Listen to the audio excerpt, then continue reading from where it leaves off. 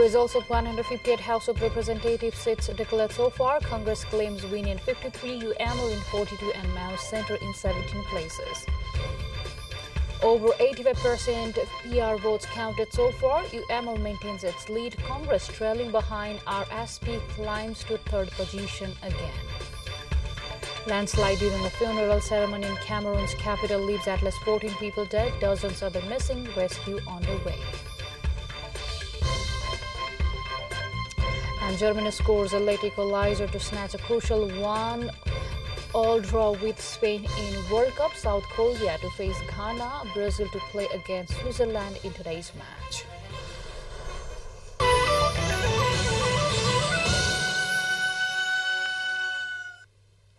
Welcome back. You are with NTV English News Bulletin. Now we have the news in details. Results of 158 out of 165 constituencies have been declared so far of the House of Representatives elections held on November the 20th. 165 out of 275 members will be elected under the first past the post system, while remaining 110 members will be elected from the proportional representation system. As of now, Nepali Congress has owned 53 seats in the House of Representatives, the largest among all. The CPN-UML has secured 42 seats so far and stands in second position. Similarly, CPN Mao Center has owned 17 seats, while CPN Unified Socialist has secured 10 seats. Rashtriya Swatantra Party, Rashtriya Prajatantra Party and Janata Samajwadi Party have owned 7 seats each. Independent candidates have claimed 5 seats, while Loktantrik Samajwadi Party has owned 4 seats, and Nagarik Unmukti Party secured 3 seats in the House of Representatives. Also, Nepal Workers and Peasants Party, Janamat Party and Rashtriya Jana Morcha have owned 1 seat each. Among the latest winners towards the House of Representatives, Mahesh Basnet of CPN-UML has been elected from Ilam constituency number 1, defeating CPN Unified Socialist Jhalanath Khanal. Basnet secured 25,753 votes, while Khanal bagged 23,089 votes. Janata Samajwadi Party's candidate Ashok Rai has been elected from Sunsari constituency number 1. He was elected with 17,059 votes, while his closest contender Goma Tamang of Rashtriya Swatantra Party got 16,606 votes. Rai was lagging behind in the counting of votes from the beginning, took lead from Sunday. Election results of the 7 election constituencies towards the House of Representatives are yet to be declared. Vote count is underway in Dhanusa constituency number 4, where Nepali Congress's candidate Mahendra Yadav has been taking a lead, while UML's Raghubir Mahaset is trailing behind. In Udaipur, the stalled vote count in constituency number 1 of the district is slated to begin from 1 p.m. today afternoon, according to Chief Returning Officer Krishna Prasad Subedi. Repolling is being held in 10 polling stations of Dholaka district on December the 1st, whereas vote counting under the re-election held in Bazura on Saturday is yet to begin. Vote count in Sunsari constituency number 4 has been postponed since Saturday evening. Chief Returning Officer Arjuna Adhikari said the vote count couldn't resume as local political parties failed to force a consensus. Meanwhile, in Bazura, the vote counting became uncertain after a complaint was filed at the Election Commission saying the Nepali Congress and CPN-UML cadres cast the votes, capturing the booths at different voting centres in the district. Vote counting in Sangza also remains stalled after CPN-UML has demanded re-voting in some polling centres of constituency 2, whereas Nepali Congress has demanded of continuing the vote count.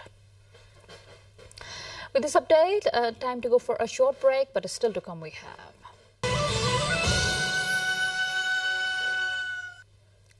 Welcome back. Now to more updates.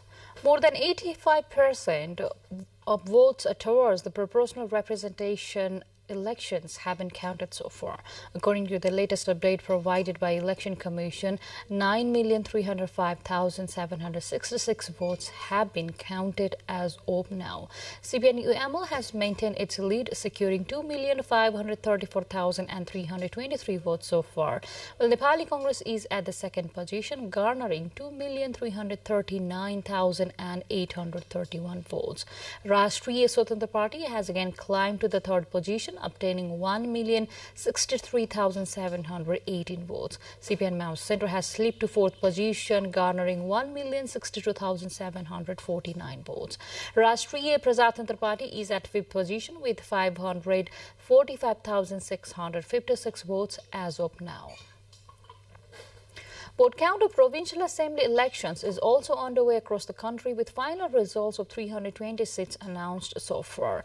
330 members are being elected under the first past the post system of the provincial assembly, and remaining 220 members will be elected towards the proportional representation system in the 7 provincial parliaments. As per the latest results, Nepali Congress has won in 104 places, while CPN-UML has won 89 seats and Mao Centre has been declared victorious in 53 seats of the provincial assembly. CPN Unified Socialist has garnered win in 14 places, while independent candidates have won in 12 places. Today marks the Vivaha Panchami festival. The festival is being celebrated across the country today by worshipping and paying homage to Lord Ram and Goddess Sita. The festival commemorates the wedding of Hindu god Ram and Goddess Sita that took place in Treta Yuga and is observed on the 5th day of Shukla Pakshi, or the waxing phase of the moon in the Nepali month of Mangsir. The famous Ram Janaki temple in Janakpur is flocked with thousands of devotees from Nepal and neighboring India, offering prayers since early morning today. The temple has also been adorned with flowers and colorful lights to mark the occasion. Lord Ram's marriage procession arrives Janakpur every year from Ayodhya of India to celebrate the day. More updates lined up on the other side, but before that, time to go for a short break.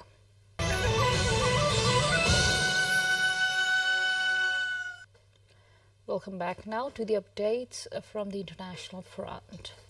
A landslide during a funeral ceremony in Cameroon's capital has left at least 14 people dead, the regional governor said. Dozens of others remain missing as rescue crews continue digging through the rubble with flashlights. The governor described the area where the landslide took place in the Damas neighborhood as a very dangerous spot, and he encouraged people to leave before authorities come in to clear it. Shanghai police patrolled the city's streets on Sunday evening as people continued to gather after protest earlier in the day. Footage showed police standing in formation before moving onwards with little interaction with the police. Protesters pushed to the brink by China's strict COVID-19 measures in Shanghai have in some instances called for the removal of the country's leaders. Demonstrators have spread across the country since a deadly apartment fire in the northwestern city of Urumqi led to questions over such rigid antivirus measures. Ghana is experiencing a deep economic crisis with a rampant inflation that has reached almost 40%, and its currency has fallen by almost half compared to the US dollar. The government's finances are also at the lowest point in years. President Nana Akufo-Addo, who has faced several protests in the West African country because of the situation, admitted that Ghana is in crisis. Ghana, along with many African economies, was still recovering from the pandemic when it was hit by the global increase in the price of the food and energy caused by the war in Ukraine. But the country also had to deal with the fall of the cedi, its currency that has been one of the world's worst performing against the dollar this year. More updates lined up on the other side, but before that, let's have the highlights first.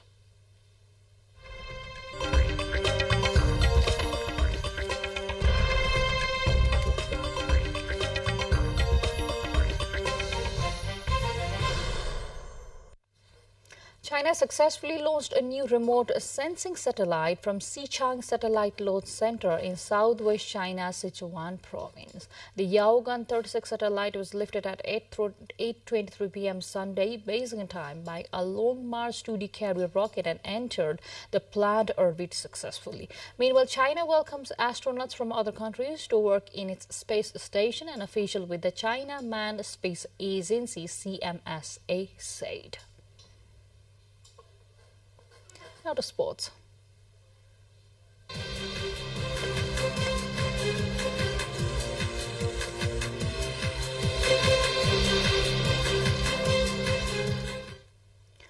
On the sports, we have the latest from the FIFA World Cup 2022, substitute Nicolas Füllkrug's close-range strike late in the second half rescued Germany with a valuable 1-all draw with Spain in a World Cup Group E showdown. Hansi Flick's side still need to defeat Costa Rica in their final Group E match and hope Japan do not spring a shock against Spain, but at least they know their hopes of moving into the last 16 are intact after falling behind at all by the stadium. Meanwhile, 2 matches under the Group G and 2 matches under the Group H are slated for today in the FIFA World Cup 2022. Cameroon will be facing Serbia under Group G in the first match of the day, slated for 3:45 p.m. Nepal Standard Time.